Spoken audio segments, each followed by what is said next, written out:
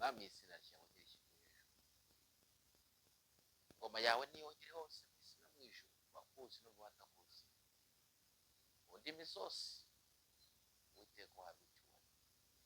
rero ijambo ryawe wandikishije ibyo tugiye kwibukiranya kugira ngo rigire umumaro mu gihe cya none no mu gihe kiri imbere, ko wenda kuza gucyura itorero kandi uje gusobanurira benshi iby'urugendo, kandi uje guhemba no guhana byose mwami ibizaranga igihe cyawe uje kwimura.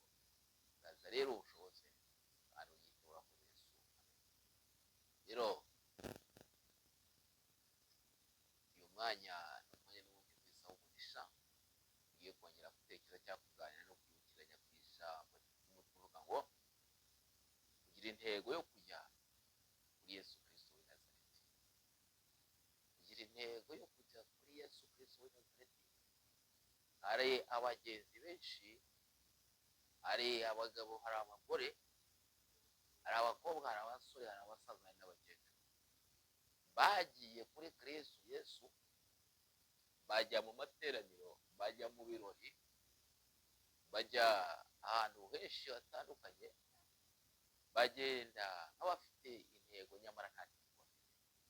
Hari abantu bagendeye mu kigare, hari abantu bagiye kubera abandi bababonye, hari abantu bagiye kubera ko basanze abaririmba baririmba, babwiriza babwiriza, bahanura bahanura, abambaye neza bambaye, baravuga batari uko byamera kose ibihe byose uko byamera, natwe reka tujya aho abandi bari kubera ubwigunge. ariko ijambo nzanye ni ryo kwibutsa wese waba waragiye kuri Kristo Yesu w'i Nazareti ufite intego. iryo jambo turarisoma mu gitabo cya Luka igice cya 8 n'umurongo wa 45 turagera n'umurongo wa 48. Kadusome neza twuko tubwira. Yesu arababaza ati, ninde unkozeho? Bose bamaze guhakana Petero na bagenzi be baravuga bati, irega databuja, abantu barakugose barakubyiga, nawe ukabaza uti ninde unkozeho? Yesu arababwira ati, hariho unkozeho, kuko menye ko imbaraga ikuyemo. Nuko uwo mugore abonye ko adahishwa, aza ahinda umushyitsi, amwikubita imbere,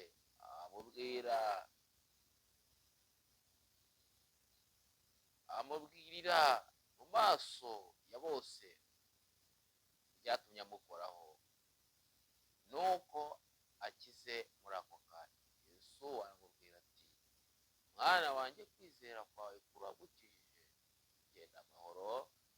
Yesu natugirire neza kandi atwiteho. n'igihe Yesu Kristo yari ari mu kirorero. Yesu Kristo tuvuga ni wa wundi w'i Nazareti, ni wa wundi wavuye mu ijuru, wa wundi waje mu isi uhuza urukundo rw'umwana w'umuntu wari umaze gukora icyaha n'Imana Data wa twese. uwo ni we Yesu Kristo tuvuga. igihe yari arimo ari kubwiriza ubutumwa bwiza, arimo yigisha, abantu benshi bamuri iruhande bamwegera, ariko muri uko kumwegera si uko bose bari bafite ishyaka n'umwete byo gukira ibyaha byabo. hari bamwe bari baraje bakurikiye imitsima, hari abandi bari baje bashaka kumwirebera no kumwitegereza no kumva ibyo avuga, ariko badashaka kubishyira mu bikorwa. ariko haza ngo wari ufite intego yo kugira ngo akire uburwayi yari afite.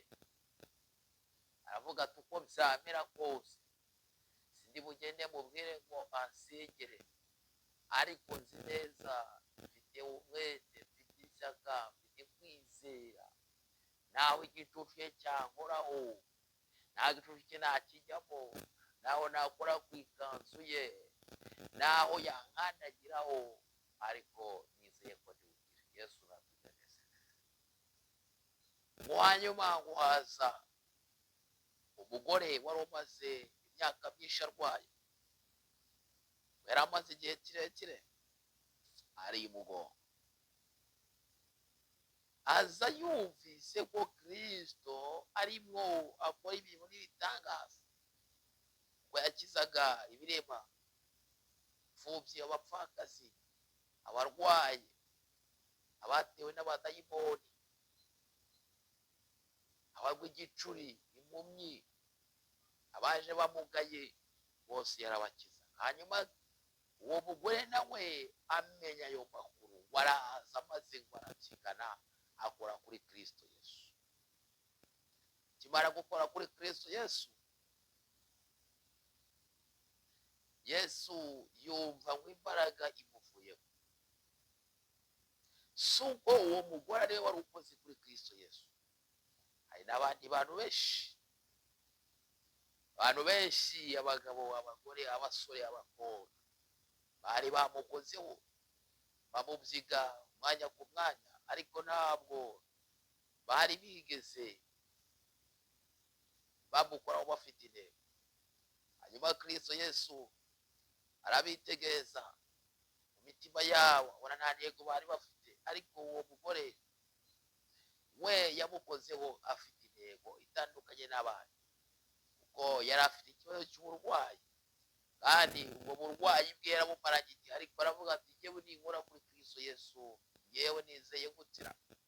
Hanyuma Kristo Yesu abaza bari kumwe, arabaza ngo ninde unkozeho? Bose baraceceka. Arongera arabaza ati ninde unkozeho? Maze ngo Petero, umwe mu bigishwa be, avuga ati Yesu. Kristo uravuga ngo ninde ugukozeho n'abantu bangana batya? Abantu barimo barakubyiga bashaka kumva ibyawe, none urabaza ibyo?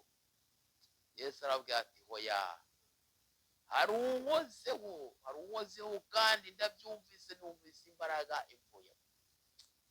Muri ako kanya nibwo yahise yumva umugore aravuga ati databuja n'igihe ugukozeho, kuko nari maze igihe ndwaye, n'igihe ugukozeho kandi maze gukora ako kanya mpitagira. Haleluya! uwakoze kuri Yesu Kristo afite intego, ahita akira. Yewe wabyiganye ushaka imigati, ushaka n'imitsima, warayibonye kandi uzayibona. wewe wabyiganye ushaka ibyo kurya n'ibyo kunywa, uzabibona. wewe wabyiganye ushaka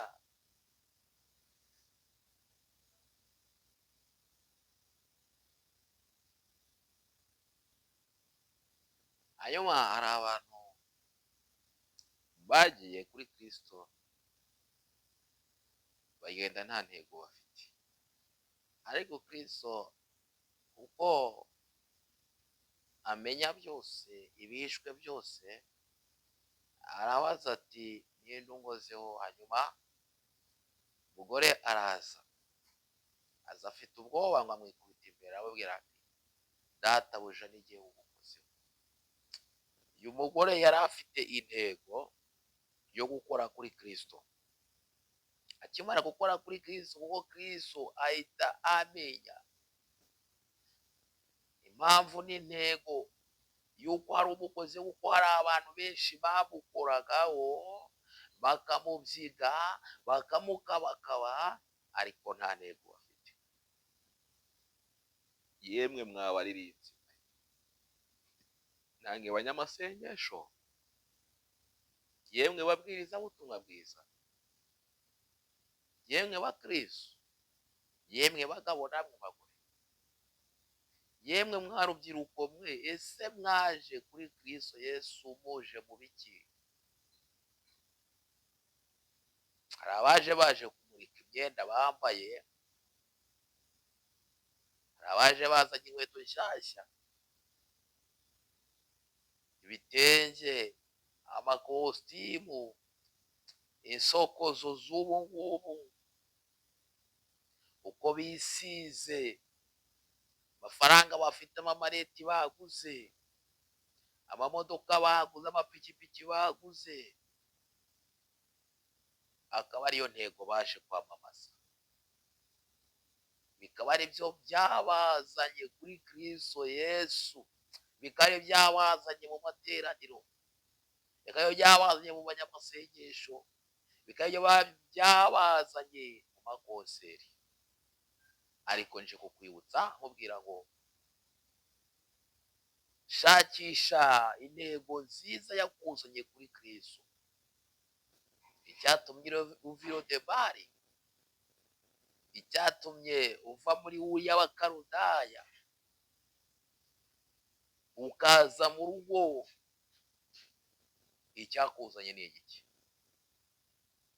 Gira intego nk'iyuriya mugore wavuze ngo ariko jyewe ngiye kuri Kristo Yesu kuko maranye igihe uburwayi, maranye igihe ikigeragezo, maranye igihe ubumuga bw'imugongo bwo kuva, ariko ngiye kuri Kristo Yesu kandi mfite kwizera yuko uko ngiye atari ko ndi bugaruke. Yemwe bene data bavandimwe, uwagiye kuri Kristo Yesu afite intego ntabwo asubira yuko yaje, oya, araguranirwa, atahabwa ingurane. Uwagiye kuri Kristo Yesu aravunjirwa. Kristo aragenda mu nzira agiye ku musaraba, yari yikoreye umutwaro avunika uremereye, ariko ageze ku musaraba yahaturiwe umutwaro, arongera agaruka anezerewe. Yesu natugirire neza kandi natwiteho. Hanyuma wowe waragiye udafite intego rero, umuntu wagiye kuri Kristo adafite intego, iyo ibyago n'amakuba bije asubira inyuma. Uwagiye kuri Kristo Yesu nta ntego afite ifatika, atarasobanukiwe iby'urugendo, iyo bamuvuze ahita abivamo. Uwagiye kuri Kristo Yesu adafite guhamya no kwizera, iyo bamubwiye gukora imirimo ubwitange bwose ahita ashyiramo amagambo menshi. Ariko uwagiye kuri Kristo Yesu afite intego, ibyago n'amakuba n'ibigeragezo n'intambara iyo bije arashikama. Yesu natugire neza. Nakwibutsaga we mugabo, nawe mugore, nawe mukobwa, nawe musore, nawe musaza, nawe mukecuru, muririmbyi, munyamasengesho, mubwiriza ubutumwa bwiza, yewe mukristo, muhanuzi, muhanuzikazi, nakwibutsa nkubaza mwese, gira intego, ongera utekereze neza intego yakujyanye kuri Kristo Yesu. Harimo abo mwagiye